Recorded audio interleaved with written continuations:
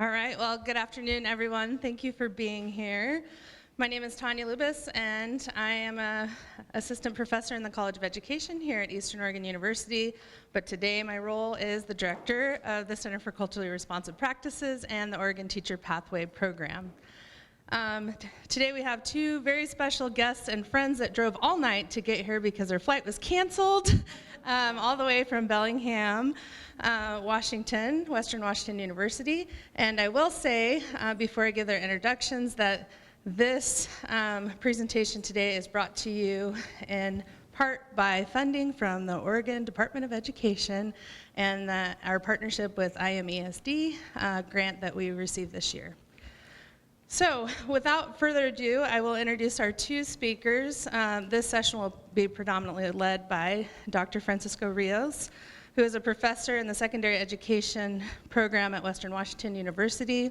He's a distinguished figure in multicultural education and has taught in a variety of educational settings. He received his PhD from the University of Wisconsin. I was waiting for Rayette to give a woot.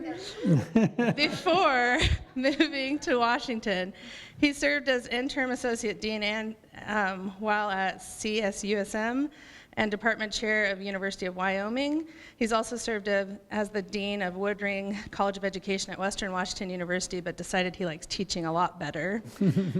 His research interests include teachers of color, Latinos in education, pre-service teacher education with a multicultural focus. He's served as senior associate editor of the Multicultural Perspectives Journal of the National Association of Multicultural Education. He's also past president of the National Association of Multicultural Education. In 2005, he was a Fulbright Fellow at Pontificia Universidad Católica Valparaíso in Chile. I always struggle with those words. In 2008, he received the Distinguished Scholar for Mid-Career Award from the Committee of Scholars of Color and Education from the American Educational Research Association, which is the Educational Research Association of Education in the United States and internationally.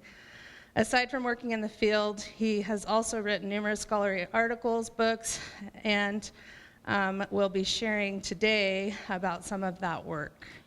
In addition, we have our good friend, Kristen French here, who will be leading the keynote tonight.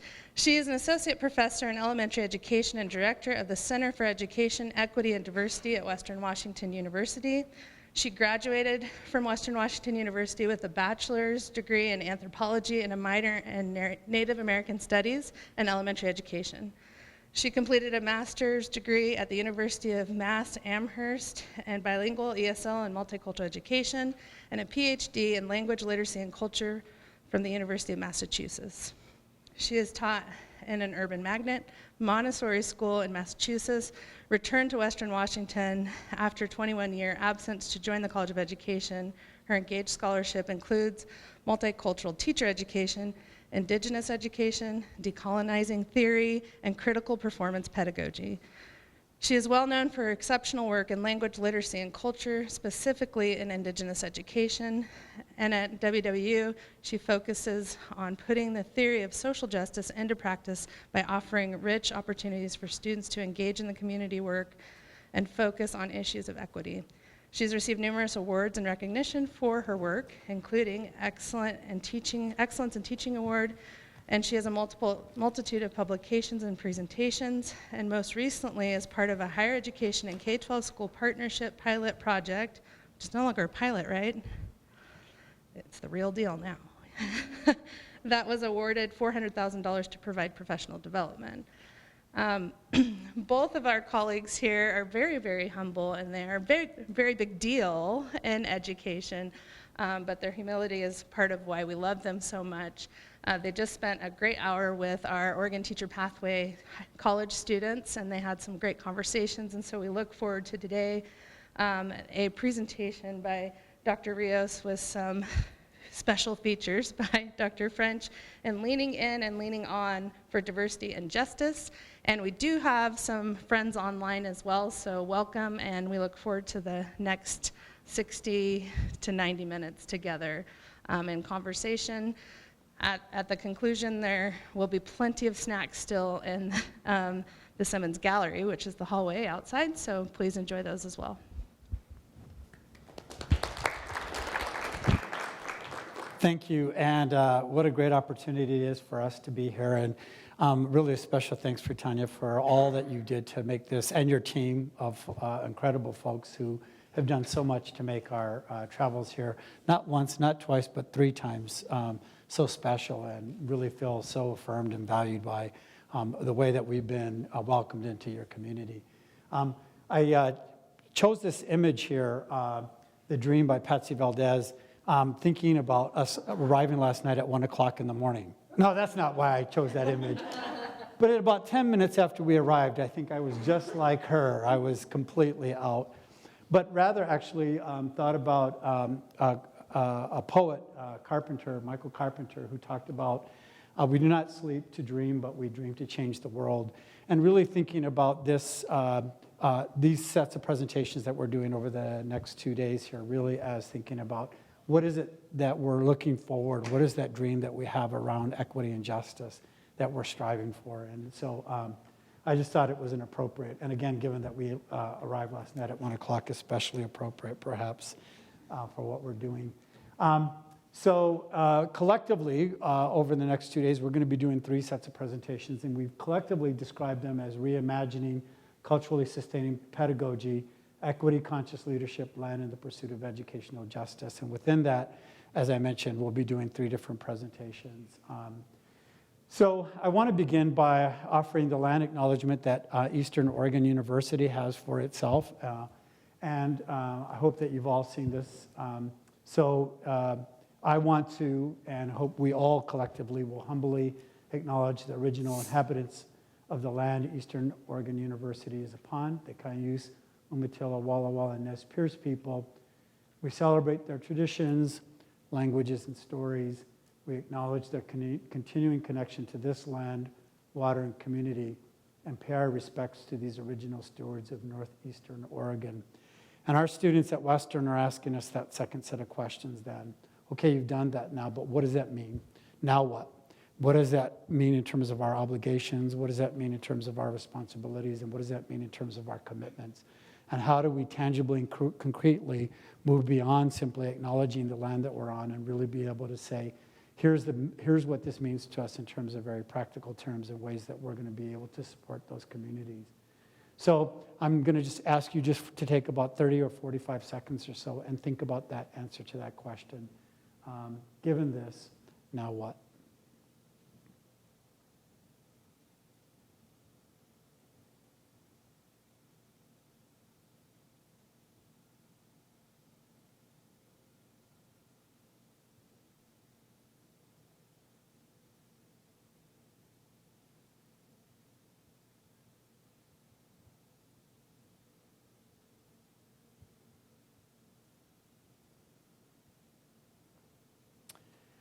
Hopefully at some point you may as a community want to have a further conversation about this, and there are some organizations and universities, higher education institutions that I think are really grappling much more powerfully with this next part of the question.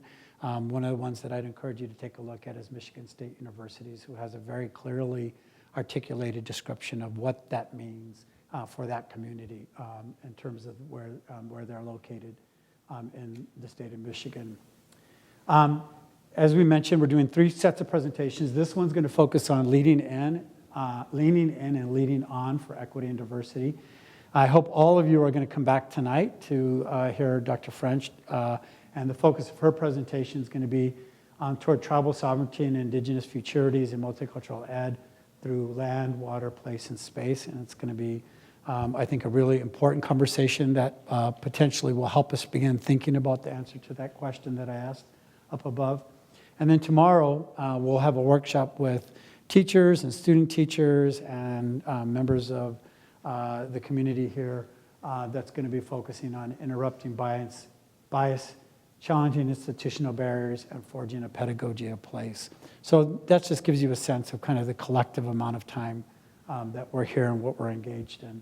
I want to begin by also welcoming, offering you peace from the Salish Sea, and the Mount Baker and the majestic Cascade Mountains, which are right behind. If you have never been to Bellingham, our university is just right there to the right, just above that sail of that second sailboat. That's where the Western's located. And thinking about Mount Baker and the majestic Cascade Range, with their jagged rocky peaks and their incredible mountain vistas, the wildflowers bursting in spring, the renewal of life, it reminds us to always walk in beauty. And we are fortunate to be on the Salish Sea, and so we bring you peace from the Salish Sea, home of the Coast Salish peoples, and their renewing abundance of water, life-giving water. Recall from the Dakota Pipeline, water is life, that nourishes us with its rich diversity of sea life, and which reminds us, if we listen, to always walk in wonder. This is actually our third visit, as I mentioned, to Eastern, and we thought, just so you know, this is we've been thinking about this as cumulative, right? I mean, we didn't know we were going to be invited back 3 times when we first did this, but the third time we're like, hey, we should look back and see what did we do the first 2 times, right? And how does that kind of build on each other? And I was thinking a little bit about Star Wars, right? Because like if you went to the first Star Wars, it was like episode 4, and you're immediately in this, like, wow, what's going on here? So if you've never been to any of these presentations, it might feel like that. But it's going to be a cool ending, right? A cool movie at the end. So I didn't see part 1, 2, and 3. It says part 4 right away. But boy, it was a great movie by itself, right? So we're hoping that even if you haven't come, it's going to be like, yeah, I didn't come to see the first 2 years worth of presentations, but boy, by itself, this was pretty cool. That's our goal, at least.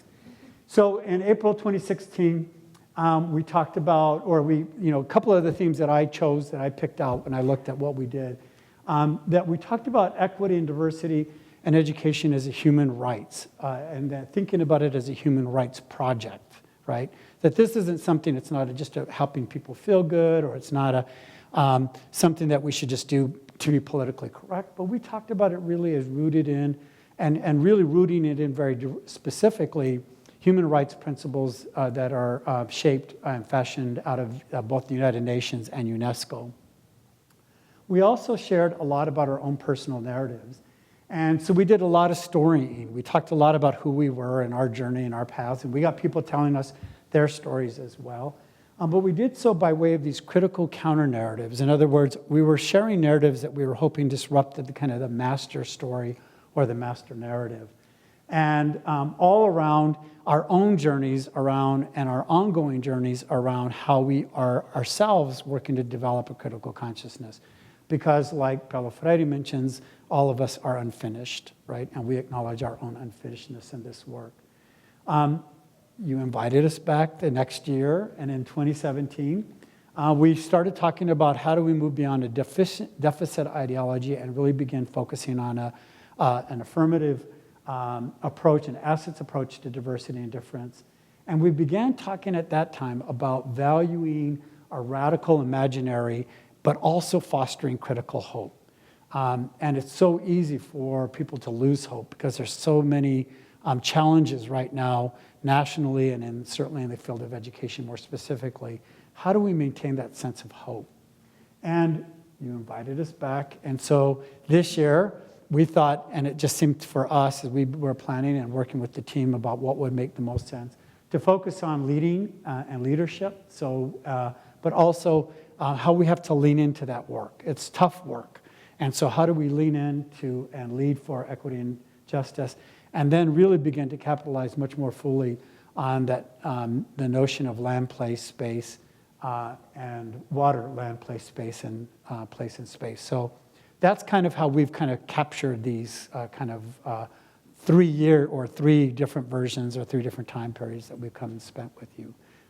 And we're so honored that we've been invited back this time again.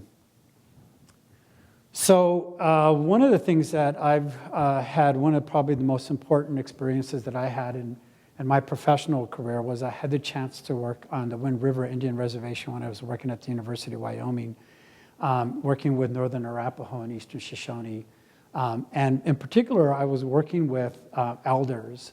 They would call them aunties or Grammies sometimes. And these elders were doing language revitalization in the school because in that community, the American school system had been strong enough that there were whole generations, middle generations, like kind of the middle-aged people, who had lost their language. It had gone to sleep, as a way that I like to think about it. And so really, when the school district decided and the community decided that they wanted to do language revitalization, they couldn't ask the native teachers to do it because many of them didn't speak the native language. So they invited in the Grammies and grandpas and aunties and uncles into the schools to do language revitalization. And it was, first of all, I did ESL. And so, they would tell me to come and work with these grandmas and grandpas. Like, can you imagine being a teacher of your grandma and grandpa? It was like completely, like the whole thing was discombobulating for me the whole time. But I was so honored, and they kept inviting me back, mostly because they loved the strategies. They didn't like any of the theory stuff I mentioned, but they're like, tell us how to do that one again. We like that one. Because that's what they had to do, right? They had to go in and they had to actually work with kids doing language revitalization work. And I can't think of anybody doing any more powerful work anywhere in America than these elders. Because in working to revitalize their language, they were really, in a sense, revitalizing their culture. They were revitalizing the nation. And I was so honored and humbled to work with them. And one of the things that they always did whenever they had public meetings like this, they always began with the spiritual offering. And I was thinking a lot about the spiritual, not in the notion of spiritual that most people think about in terms of religion, but the spiritual in terms of like healing and sending hope and giving people a sense of wellness and well-being. That's how I interpreted, because often they would speak these spiritual offerings in their native languages, so I didn't understand, but I could always sense the beauty of what it was that they were sharing. So since then, I've been working hard to bring the spiritual into my presentations, and I've done this the last 2 years. And I thought for this year's spiritual offering, I'd like to share a poem from Martín Espada, one of my favorite Latino poets, called Tony Went to the Bodega, but he didn't buy anything. And it's from his book, Trumpets from the Island of Their Eviction. And why I chose this poem was because coming to Eastern was like coming back home in a way. No, it's not my home, but there are features of what we're doing at Western and what you're doing here and the people and the collaborations that you're developing here and the people and collaborations we have in our community and the vision of possibility that you're developing here and the vision of possibility that we have, that this was kind of like coming back home, even though I'm not home. And you'll pick this up in the poem, Tony Went to the Bodega, which is a Puerto Rican word for kind of an all-around kind of grocery store. And the poem reads this way. Tony's father left the family and the Long Island City projects, leaving a mongrel, skinny Puerto Rican boy, 9 years old, who had to find work. Makengo, the Cuban, let him work at the bodega. In grocery islands, he learned the steps of the dry mambo, banging the cash register like piano percussion in the spotlight of Machido's orchestra. Polite with the abuelas who bought on credit, practicing the grin on customers, he'd seen Makengo grin with his bad yellow teeth. Tony left the projects too, with a scholarship for law school, but he cursed the cold primavera in Boston. The cooking of his neighbors left no smell in the hallway, and no one spoke Spanish, not even the radio. So Tony walked with a map through the city, a landscape of hostile condominiums and the darkness of white faces. Sidewalk searcher lost, till he discovered the projects. Tony went to the bodega, but he didn't buy anything. He sat by the doorway, satisfied to watch la gente, people island brown as him, crowd in and out, hablando español, thought, this is beautiful, and grinned his bodega grin. This is a rice and beans success story. Today, Tony lives on Tremont Street, above the bodega. So what's beautiful for me about that is he took these features of home and he went on his journey to Boston to law school, and he went back to the projects where he felt that sense of home. And in many ways, that's what we feel coming back to Eastern for our third visit and to the community that you've invited us into. So again, we really appreciate that and hope you appreciate the spiritual offering that we offer. So I'm going to ask our technical assistant colleague if maybe one of you could help me with the computer project. But one of the things that I want to talk about is leading on. And I want you to just take a moment here to just, on your own, we'll do a think, pair, and what I'm going to try to do is get this Mentimeter up and see if we can make it work. I should have done it before, while we had a few moments while we were setting up. But on your own, just think about this question. What does equity-conscious leadership look and feel like from your perspective? Take about a minute or so, a minute and a half, and I'm going to have you pair up and kind of talk among yourselves as a group. So if you can do that, click on that Mentimeter. And then we might have to log on.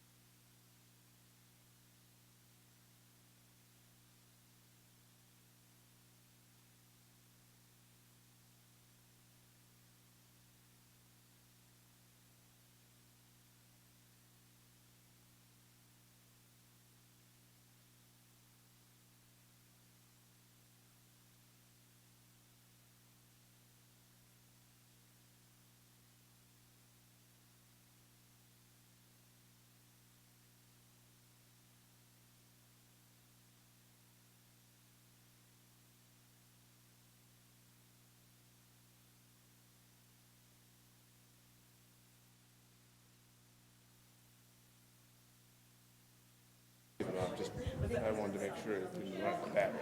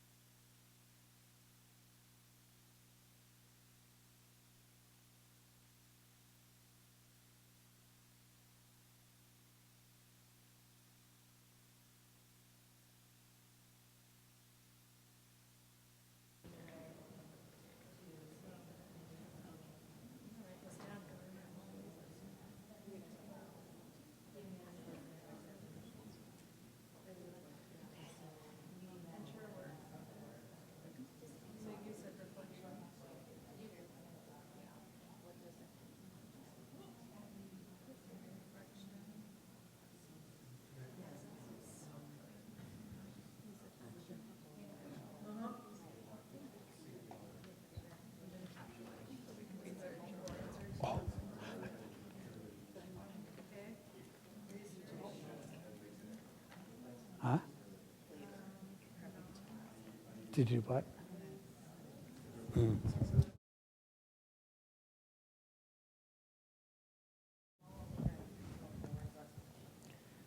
I think this.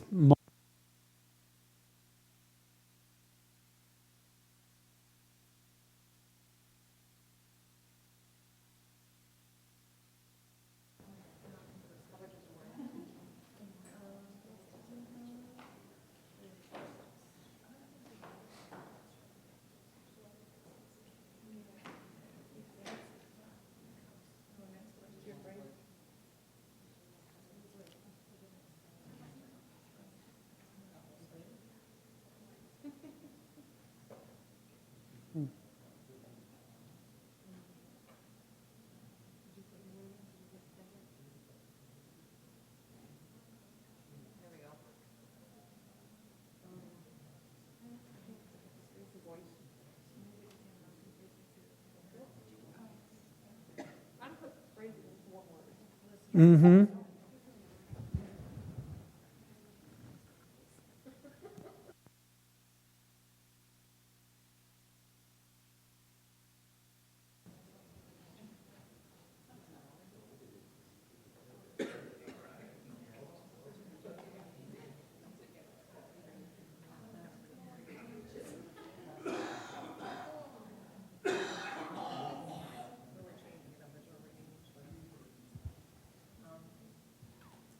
So is about 45 seconds enough time for people to add other words? It looks beautiful, by the way.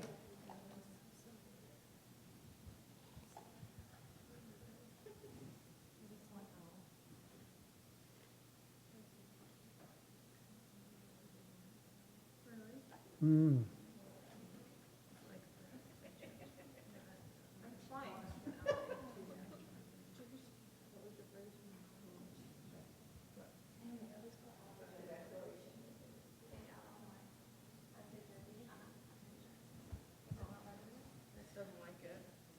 Doesn't like your word?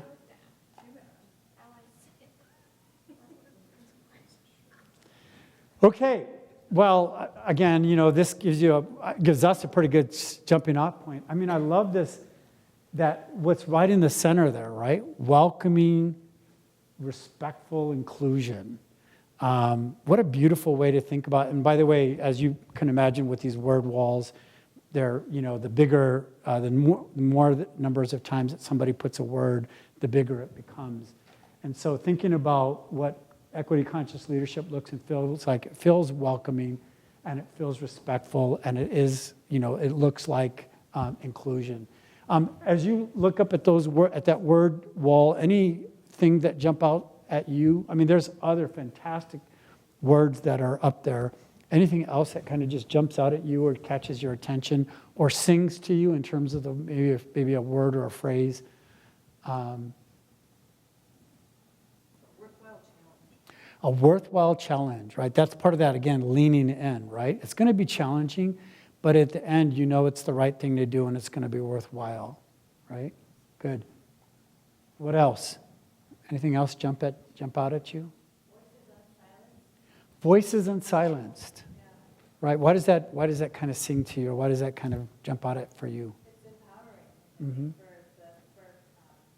people from different backgrounds, and also probably for yourself too. It feels like it's breaking free from the structures that like to find somebody instead. Right. Not saying something that they feel like they should say, or standing up for somebody else. Yeah. We have those voices are there, and to see them come out in those beautiful ways, right? Very nice. Good. Another thing that catches your attention, another phrase or another sentence, maybe something you hadn't thought about, but you're looking at it, that's what equity conscious leadership looks and feels like. Disrupting, right? It's not going to go against it's not going to go with the status quo. Right? In multicultural education, they talk about in equity and diversity, they talk about we can't stand still on a moving train, right? Because the train is moving in the direction of colonization, it's moving in the direction of hegemony, it's moving in the direction of deficit thinking. And so you have to kind of be disruptive in that change. Somebody else was going to...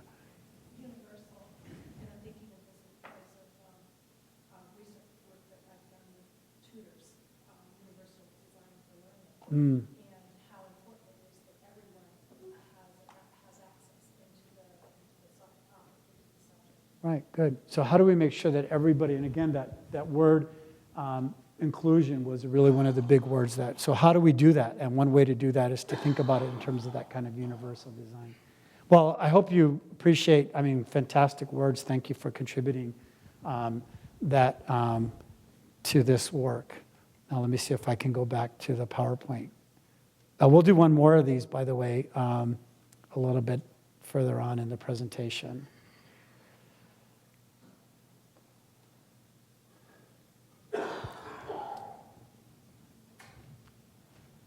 Oh.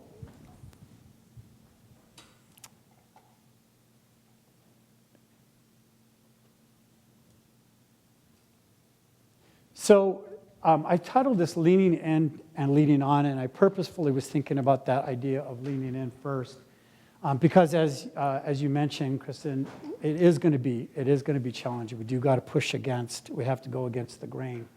And so thinking about why we have to lean in, here was just some thoughts that I had. First of all, we have to lean in because racism, sexism, homophobia, and all the other isms are deeply embedded in the structures and culture of all of our social institutions. And higher education, even though it's supposed to be an enlightened place, is not exempt from this. And that's true for everybody. And I'll even give you an example. Many of you may know the Southern Poverty Law Center. They do amazing work. Morris Dees, has been a civil rights icon. It's the umbrella parent organization for teaching tolerance. They just actually removed Morris Dees from being the president. I don't know if you've heard this about the last 2 weeks. And basically what they said was that he was creating a hostile work environment, and in particular, there was some discrimination issues going on. And that kind of floored me a little bit. So here's kind of this icon of the civil rights. Here's this organization whose work I think is fantastic. It's both political and it's policy, but it's also connected to classrooms and what teachers do every day. And they're removing this civil rights icon because it's created a hostile, and in particular, they were removing him for discrimination purposes. So even thinking about that organization, if they're not immune from discrimination and oppression and hostile work environments, then certainly nobody else in America can claim that they probably are as well. So all of us, I just come into it no, this is just the way I look at things. I'm on a community foundation board, and I'm okay, where's the bias and oppression here, right? Whose money are we taking, and how did they make that money, and who's getting the money that we then move on and move out to the rest of the community? And so and I'm on this board because they want to have these tough equity questions, right? And there's even someone who just wrote about decolonizing philanthropy, right? I'm wow, really? Even philanthropy needs to be decolonized? Yeah, right? So everything, every structure, every aspect of social institutions are deeply impacted by these forms of oppression. And in that, some people, as we know, benefit from them, while others are oppressed by them. Here's what's not helpful, and here's why we have to lean in. We often will hear about what people will oftentimes use as color blindness, but the disability community has asked us not to use that because we're taking a negative trait and then using it to criticize people. And I'm no, there are people who really who are really colorblind, and that puts them in a negative light. So we've been trying to think about how we might even shape our own language. Think about that, right? When we talked about colorblindness. So the words that I've been using and I've been encouraging my students to use, and in presentations that I use, I talk about color and power evasiveness, right? I'm just going to try to avoid talking about issues of race and racism. Meritocracy, you all know, is right, pulling yourself up by your own bootstraps, despite the fact that some people don't have boots, let alone straps, or some people's straps break as soon as they stretch them, right? If you think a lot about that particular metaphor. And deficit ideologies, et cetera. We could go through and talk about how all of these things collectively are prevalent, but they're not very helpful in addressing pressing educational inequities. Actually, they tend to they tend to magnify them as opposed to reducing them. Again, going back to the idea that we got to push these are difficult challenges, they're complex, they're complicated. I wished, that there was a magic wand. I wished that somebody would find the perfect formula. I wish somebody would have the perfect lesson plan or the perfect strategic plan for a university or institution. But it's just not there because the challenges are so pervasive and they're so complicated. And so I think we just got to recognize that we have to be in this for the long haul, and it's not going to be easy. And finally, we need some political clarity, just at a very basic level, around what we mean when we talk about the difference between equality, equity, and social justice. And maybe you've seen this kind of 3 sets of slides before. I hope you have. I hope this isn't new. But thinking about equality and equity, equality is treating everybody the same, right? Everybody gets the same box. But you can see it still isn't equitable, right? And equity is saying, no, you know what? Everybody needs something different to be able, in this instance, to be successful, right? To be able to see the game, so to speak, right? So probably an appropriate visual given kind of it's baseball season. Here's the reality. The reality is that there are some people have tremendous supports, right? I mean, just coming in, given who they are and their social identities, they're already on like 10 boxes, and then they're accumulating even more at a faster rate, right? While others are without, right?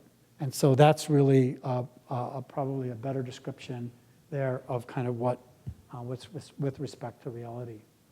And then here's the difference between equity, equality, and liberation, which would ask, why do we even have a fence, right? Why is that even there in the first place? Why are we trying to keep people out, right, from the very get-go? I'd love to hear your thoughts about what those 3 images do for you. But one of the questions that I always think about as I look at this is who's not in the picture? Who's making decisions about who's getting what box and how and when, right? So there's this other person not in the image there, which is who's deciding how resources are being allocated, right? Those are important questions for us. Any reactions that you have to that 3 sets of slides?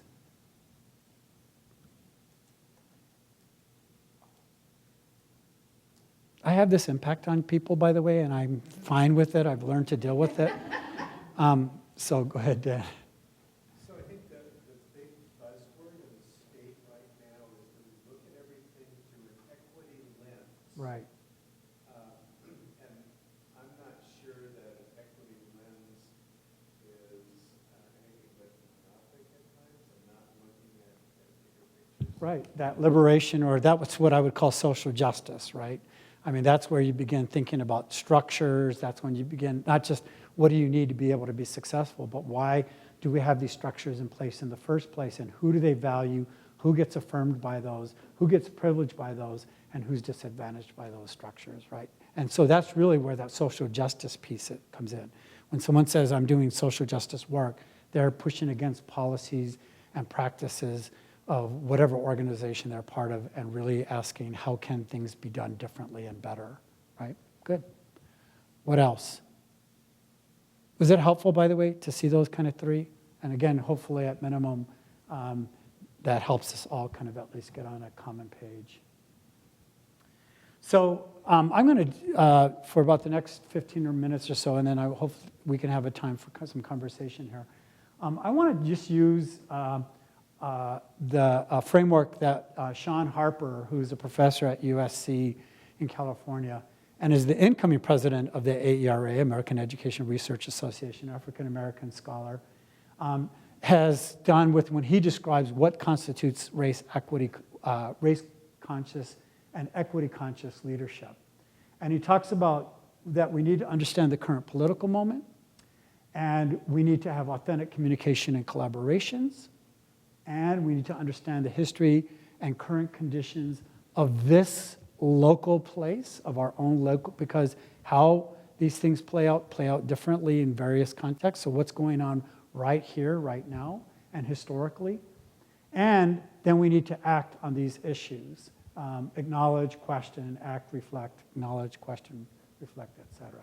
So I'm going to be using his framework to kind of guide the next 15 minutes or so of the presentation. So the first part is understanding the current political moment. Here's Mentimeter number 2. All right. I was like, wow, cool. I like that. We should do this. Again, we'll do a think pair while I make sure that this is set up. But here's the question, and now you can actually type in a little bit more. It moves beyond a single word. What do you think is the most pressing challenge to educational equity, maybe even right here at Eastern and in La Grande?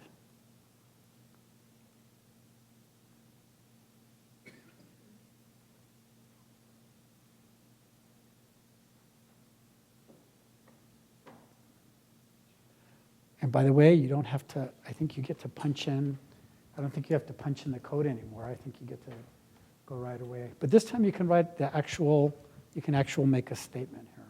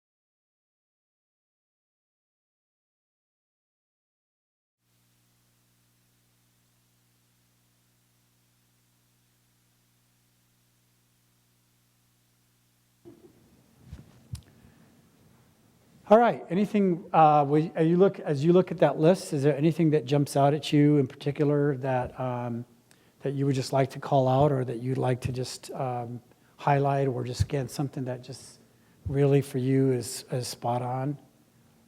Or maybe something that challenges you? Any of those?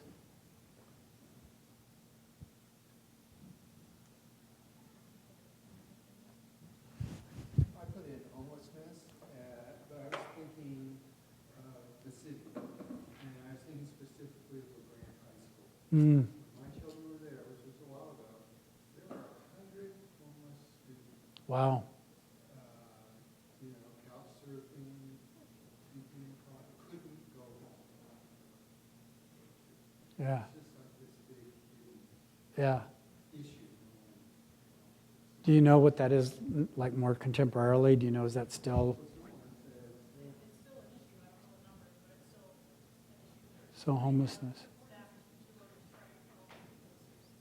Right, yeah. I know that it's also a problem and challenge that we have in the Bellingham School District, where our university is located, and the community is working hard to create, has just created a new set of housing developments specifically for adolescents who are homeless, to at least say, look, here's a place for you to kind of call your own. But again, I think a lot of communities are facing that challenge, and obviously, when you don't feel like you have a safe place, a warm place to live, a place that you can feel like, this is your home, obviously that's a huge challenge. Good. What else? Anything else call out to you or speak to you in particular? And I know it wasn't meant to be when the Chuck one, the outdated bias system, so all that would advise me, well, we need to update the bias Yeah, yeah. how they buy a system. Right. We need a contemporary bias system. Yeah. But it does speak to kind of that, that oftentimes when we do, reform or renew, we often simply are recasting, and in many ways I begin to think about, and I think I talk about it a little bit later in a slide a little bit later, how chameleon-like our biases are. They just seem to readjust themselves and still show up in a different kind of way. Well, those are really important. I wanted to share with you some things that I've been thinking about with respect to kind of the pressing challenges to equity.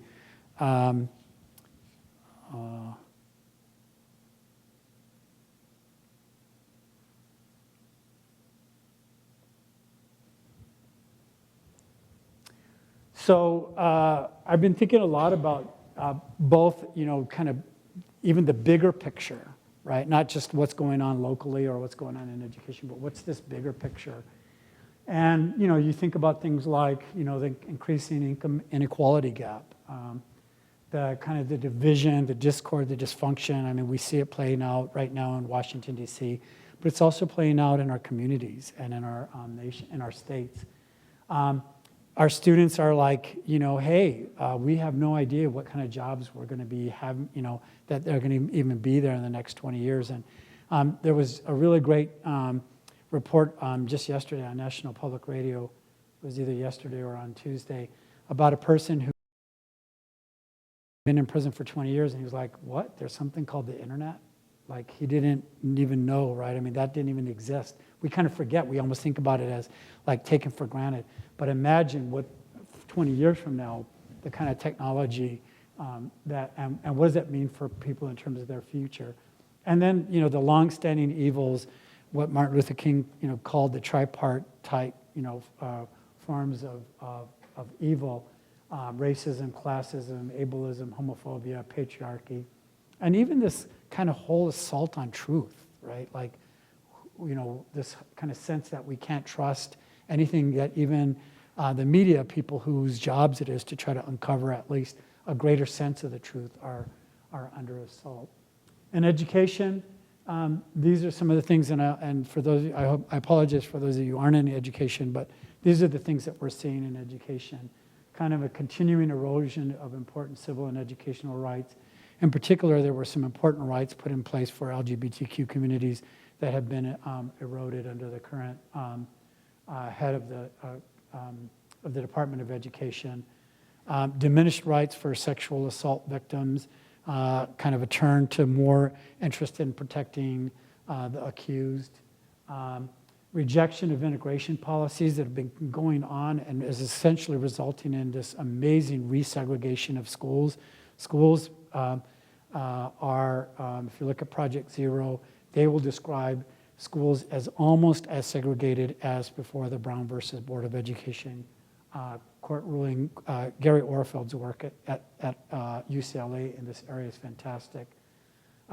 Reduced protections of discriminatory discipline, something we were talking with the OPT students about, the fact that, the way that we typically do school discipline, it's been differentially applied to African American and brown kids in particular, Latinx youth, and protections that were set up to try to avoid that have been eroded. And finally, increased instances of bias and oppression. And I'll just share with you here just some things that like look at the dates on here. This was all in April, and the Journal of Blacks in Higher Ed keeps like a running tab of like these incidents on university campuses. And you could just see, and again, these were all just from April, of these kind of incidents that are occurring on university campuses.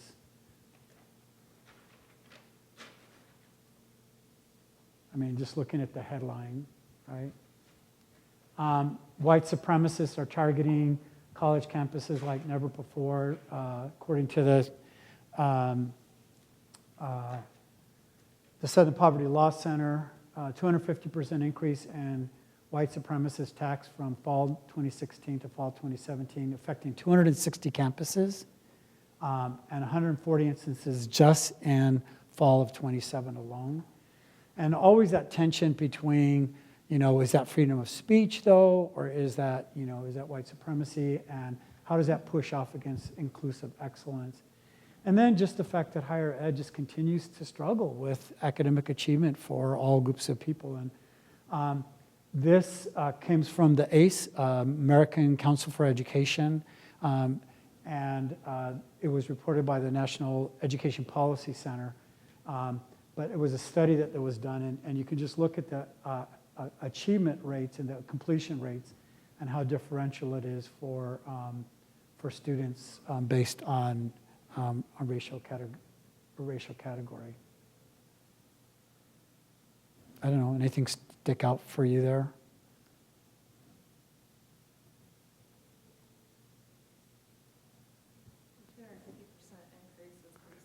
It's pretty significant, right. Just recently, like yesterday, the National Poverty Law Center, Southern Poverty Law Center, put out a brand new report called Hate at School. And if you just go through, I just had a chance to look at the executive summary, but here were some things that I pulled out. And you can, by the way, this is a free download. If you just type in Hate at School, Southern Poverty Law Center, you can get the whole report. They documented 3,265 incidents of hate and bias in school just in fall 2018. So that was, again, just recently, part of this current school year. But only 5% were reported to the media. So we don't actually hear, so when we hear those events, we're like, yeah, that's pretty tragic, but it's just an isolated event, right? But when you recognize that 95% of these are actually not reported, it helps you to understand that like behind, essentially the way I've interpreted it, for every one incident that's reported, there's 19 others that weren't reported, all right? No one was disciplined in 50% of the cases, and in 90% of the cases, the administrators didn't even denounce it, or at minimum, just say, look, here's what we are, or here's what we affirm as a school. This is not what we value, right?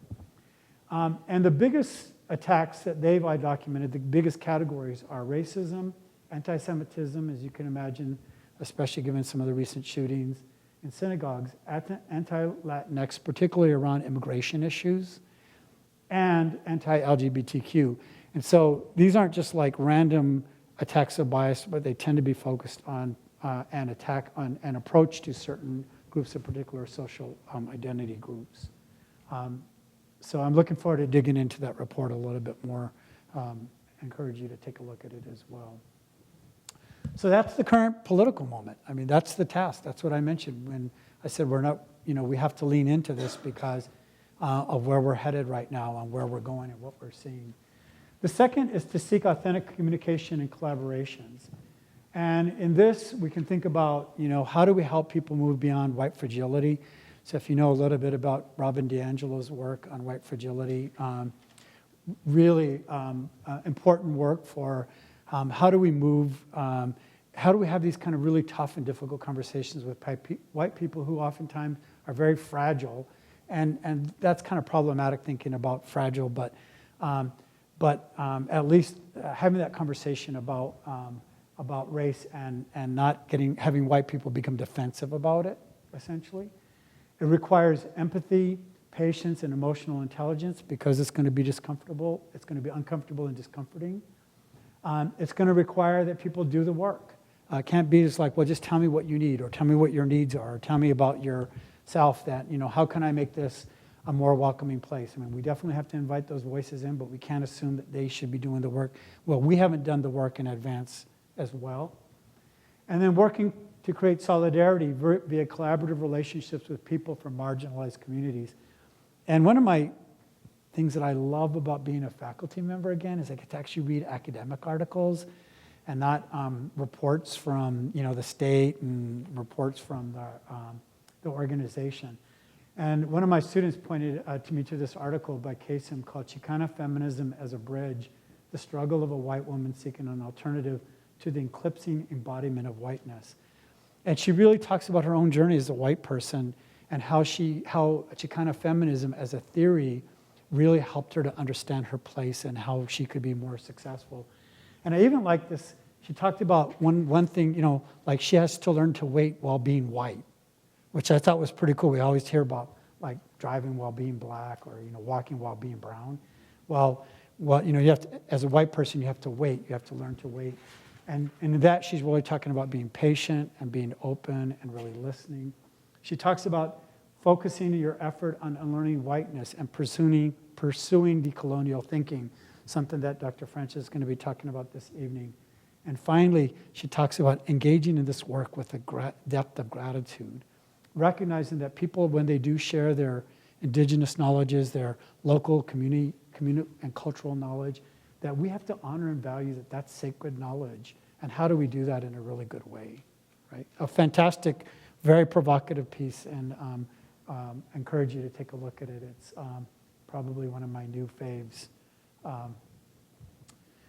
So we seek authentic communication and collaboration. The third part is understanding the history and current traditions of this school. Now I'm talking about specifically Eastern, and this community, and I'm talking specifically about LeGrand. And so I'm going to just ask you, if you wouldn't mind, just kind of as a collective, maybe you can share a little bit about, what's the history of race relations here at this campus? What are the biggest challenges that you're facing here at Eastern? How welcoming is this community to people from diverse social identity backgrounds? And how would you describe current race relations here on this campus? So I'm going to just stop there and just have people let's answer, if we can, talk a little bit about any of these questions. Anybody want to begin? I'll give you a moment or two. Maybe you have to think about how do you want to say this and say it in a good way, but still be able to speak your truth. I have a mic, so the people online can hear the conversation.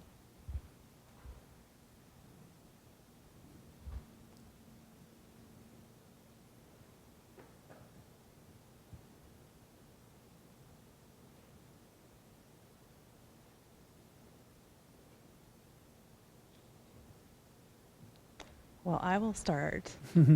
I think some of the biggest challenges, quite frankly, are we have a good group of folks that are willing to engage in conversations and use some of the correct terminology without real meaning behind it and action-oriented.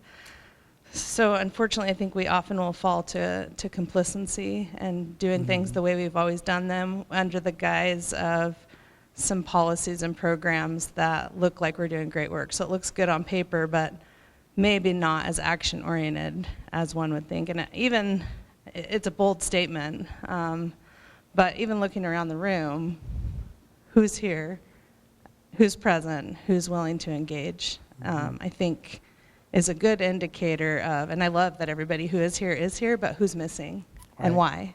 And I think that's a good indicator of where the work needs to continue.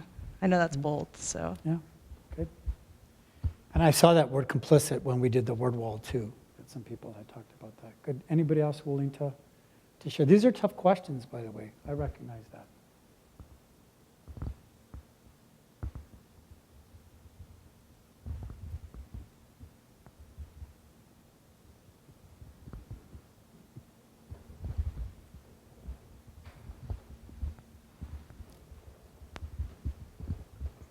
From my long experience here in this community, one of the thoughts that I guess I would propose is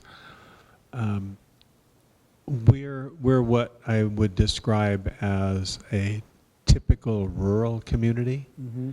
And when I say that, I am interjecting my own biases, I suppose, too.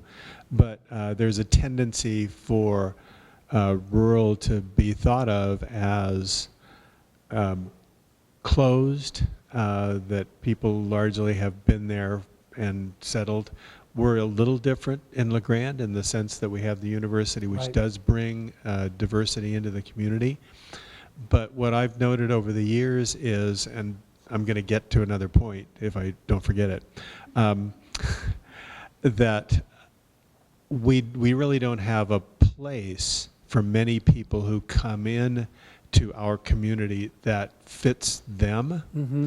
But the solution and answer to that, in my mind, is not to look for their own specialized community, but to make the community more open for everybody instead of, and I'm thinking along the lines of when we've hired people, when students have been recruited, and different aspects, that we're not, we're worried that they're going to fit, and probably the objective should be that we need to not be so solid, but to be flexible and to move in to become the fitness as opposed to finding a perfect fit for them. Right. Nice, good, yeah. Another comment? Something I've heard from students, and this is obviously not speaking for all students, but the students who have shared with me about how safe they feel in this community have shared that they feel, most of them often feel safe on campus for the most part. They at least have found a safe place to be, but that they are very wary of going off campus Yeah. for a variety of reasons. Right. And they don't. Which is why we mentioned that you have to focus not just on what's going on here, but what's going on in the local community. So thank you for sharing those comments. I know those are really tough questions, but I hope all of you are thinking a little bit more deeply about, I'm sure you are thinking more deeply about these questions. Finally, Sean Harper asks us to act on longstanding equity issues and confronting longstanding racial problems through questioning and critical both self-reflection as well as institutional reflection, acknowledging what the institution has and both has not done with respect to addressing educational equity, asking who's at the table to be heard around these issues, making sure that change is intentional, thinking about where are the resources to assure those from marginalized communities are seen, heard, and supported. Recognize that this can't fall on one person of color. You need a collective of people of color and their allies. Have multi-level accountability. So can we, for example, put in accountability measures for the president, for the vice president, for the deans, for the faculty member, for the staff, for our students, all right, around kind of equity consciousness. And then pursuing system-level changes. So those are some of the things I think we can begin to do to confront these long-standing racial problems, and that's a big agenda. Questions to ask and keep asking. What are my inactions? How do my inactions or actions reproduce racial inequity? In what ways does racism, sexism, homophobia exist in my institution's identity and architecture? So can you actually see that and feel that in the way that we set up our buildings and the posters we put on our walls. Where and why is there racial inequity in the university? How can diversity be harnessed for empowerment? And how can I be a change agent for my institution's diversity, equity, and inclusion efforts? And this comes from a really nice short piece by Seltzer, Evans, Phillips, and Johnson, where they're talking about they use Sean Harper's 4 categories to talk about the role of women leaders in addressing equity. And then I think about Paulo Freire, who asks, for what and for whom do we serve, teach, and lead, and against what and against whom, as important questions that we need to kind of focus on. So the National Equity Project talks about thinking differently, engaging differently, and acting differently, and talk about leadership stances and questions to ask, and that's kind of a nice little rubric, I think, for thinking a little bit. And I like the fact that it's kind of ordered in that thinking first differently, engaging differently, and then being able to act a little bit differently.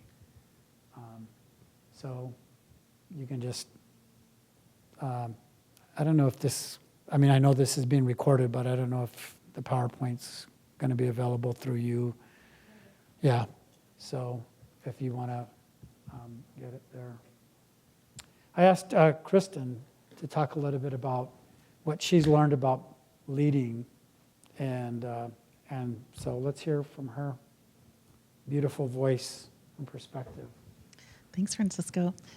It's wonderful for me to be able to sit here, and then when Tanya says, you know, who's here, and it's nice to be in a room of folks who are committed to this work. So even if it is not as large as you all would like it to be right now, the fact that you have this many people in here is very hopeful.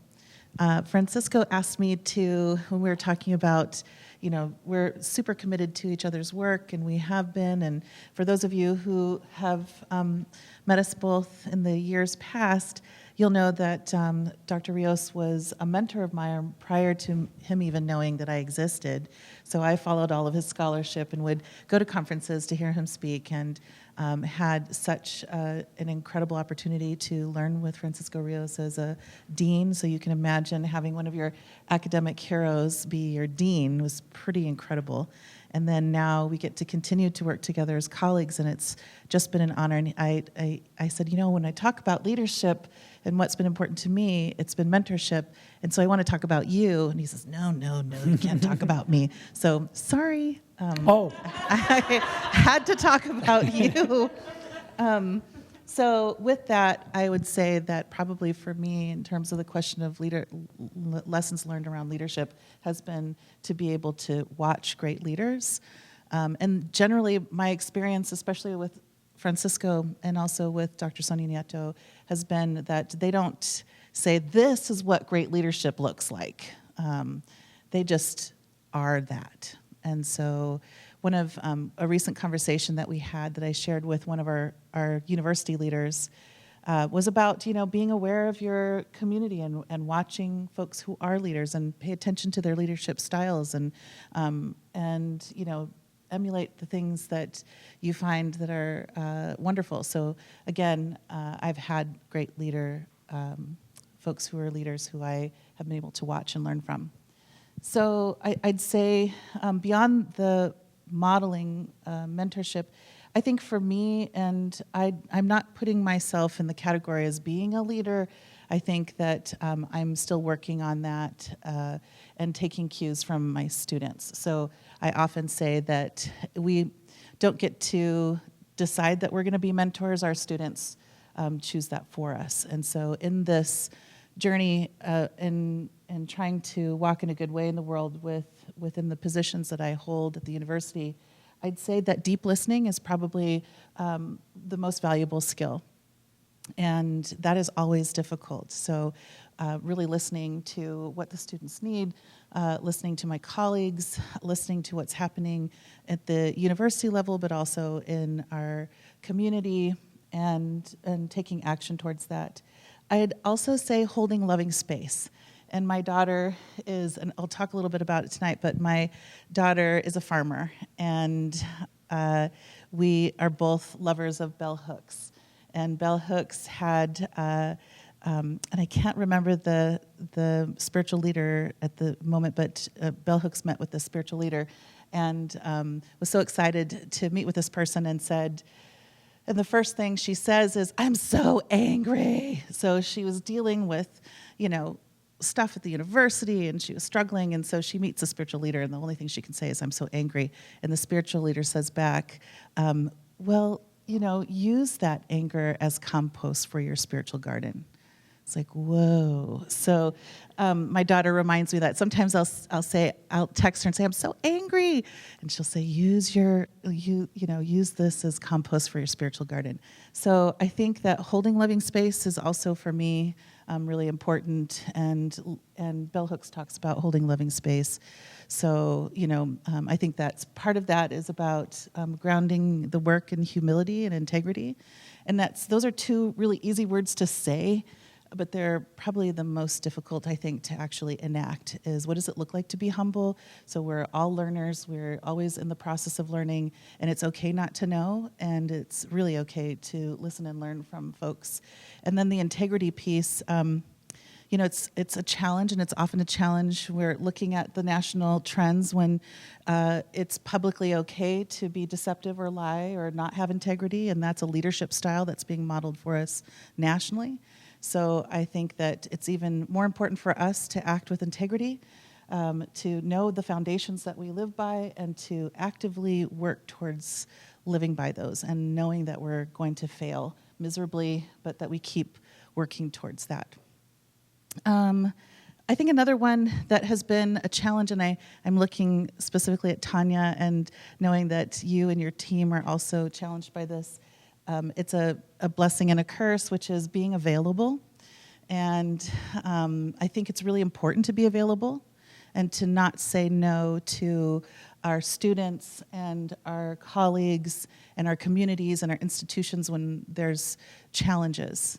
And it's also an area that we have to be cautious of because being available also, I think, is a difficult, it's finding that balance of being available is important, but also not being so available that your well-being and your community care are at risk. So this is where being available is important, but it's really important to be available in community. So what does it look like when we can, form groups of solidarity with one another? So someone can be sick, or someone can step out for a minute because they're having a baby, or someone can take care of a dying parent, or even littler things like someone could get 8 hours of sleep one night, so that we can, support each other.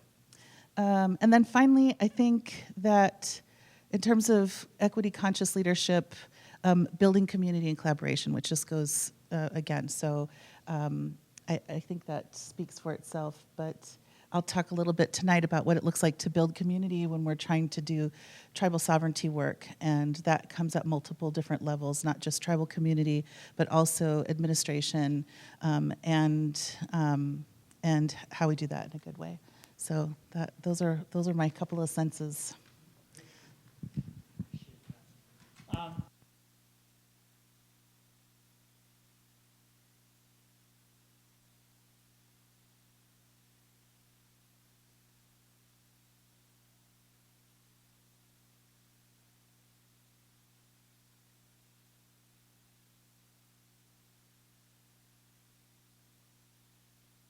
Ideas for you in terms of this presentation, and how will knowing these make you a better person, a better professional, a better leader, a better citizen? What do you need to do next to advance the equity and diversity work on the campus and community? How does this work fit into the broader collective social justice project? And how can you be a change agent for your institution's diversity, equity, and inclusion efforts? And this is meant for, again, now just for us to just have for the last few minutes here to have a conversation about this. But again, we can answer any one of those. I always have lots of questions, but if we want to answer, you just want to say, I'd like to talk about this.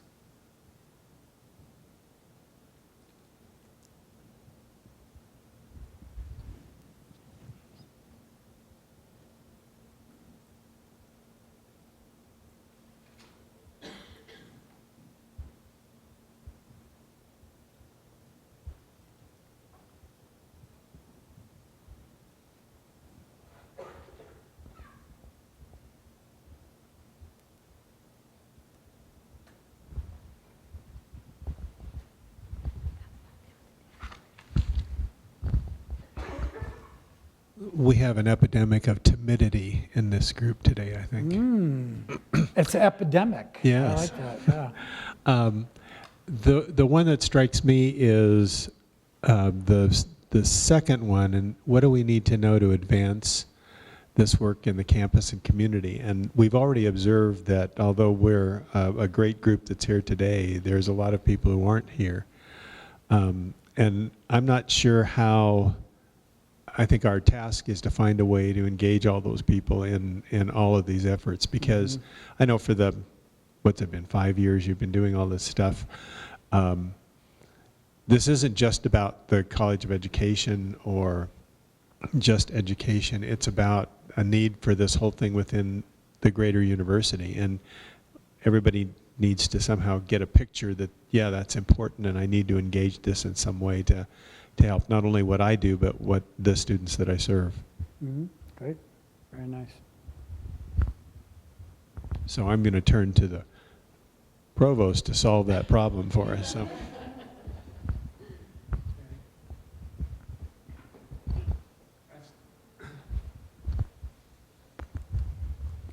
It's a good thing you didn't turn it to the provost, because she would have handed it off to me, the vice provost. So to go back at that question of what you need to know to advance. So some of the work I want to be doing next year is to actually map out all the things we are doing to support diversity and equity and inclusion across campus. This year, as I visit each academic program for their annual review, I'm finding out more and more things they're doing, many of them on the co-curricular level, many of them on the curricular level. And I think getting that map and showing what people are doing and then broadcasting it sets the table in a way for programs that I think need to step up a little bit in terms of self-reflection on this issue. Yeah, I mean, that'll have a couple of multiple positive. One is highlighting good work that's getting done. Second, telling people there's things that you could be doing too, right? The challenge, I think, in thinking about that, this is from my own personal perspective, is that work coherent, right? Or is it just these pockets like that? Is it like popcorn, right? Or is it like something bigger? Like here's the glue. Here's how we're all coming together.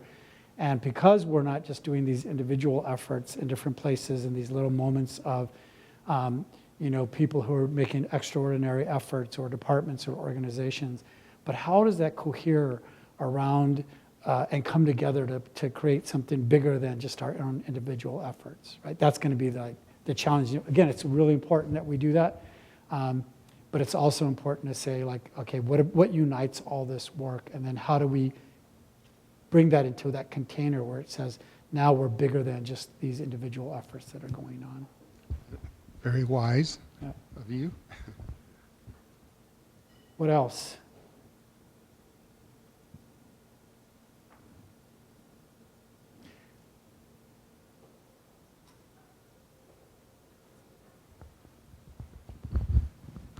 So a lot of work that I do, I'm working with individuals that are finding themselves a target, for the lack of a better word, or somebody that has experienced that. So it's more about, for me, it's about how do I do my work that is effective for that individual, but then how do I send the message out to the greater campus community that harm is being done by others across the campus. So it's taking it that next step further while I make sure the student or the person is safe, but then what else needs to happen? So it needs to go farther. Yeah, I think this is where you can call Dr. French. She wants to go beat people up. That's her. I was like, okay, I'm going to go with you, and I'm going to go beat. Oh no, I can't do that. She doesn't want to do it. But I think there is that need to then, to go and say, look, this is a problem. This is something that's happening in your classroom or in your unit or in the organization that you're a part of. That's problematic. And here's what I'm hearing and what I'm seeing, and I want to know, how can we work together to make sure that these things don't happen again, right? Yeah. One other person willing to share?